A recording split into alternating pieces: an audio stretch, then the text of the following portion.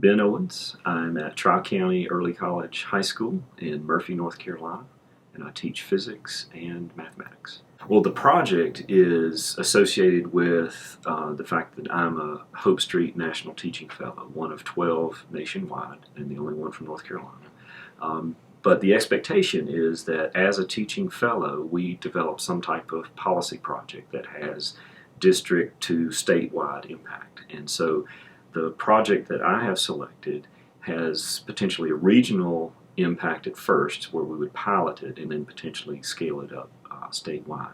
The concept is that there are pocket of excellence teachers out there who really get it in terms of they have the practical experience of student-centered, inquiry-based instruction that's making a significant impact on students. And there are other teachers out there who want to do the same, but they haven't had that development to figure out how they can do it in their classrooms. So this project would put these pocket of excellence teachers with what I'm calling the future innovator teachers together.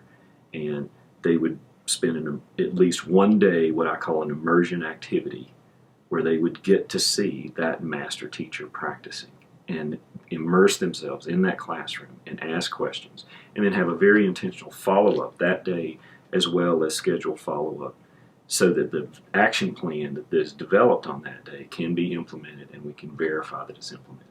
That in turn creates another level of pocket of excellence somewhere else in the region, ideally as we scale up somewhere else in the state.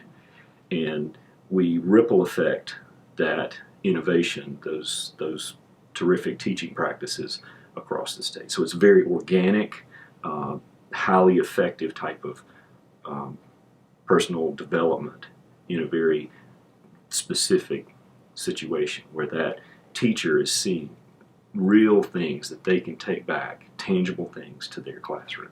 What we're obviously waiting for now is for the budget to be released, and then I've already sat down and discussed this with Dr. Atkinson, and she's on board with it, and she put me in direct contact with Jan King, who's District 7-8 Director. So she's on my team. Joyce Lovelace with North Carolina New Schools is on my team.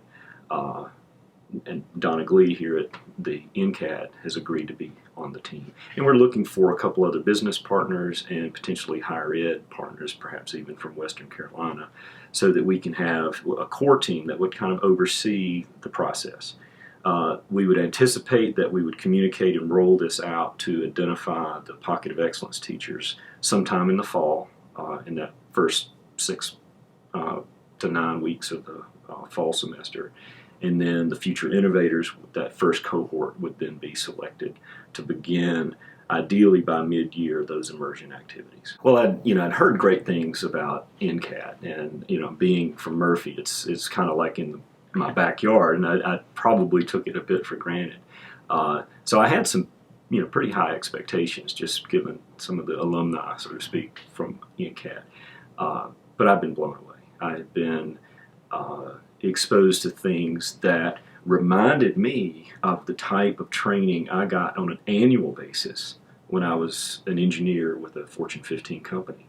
It was that type of training was mission critical for us.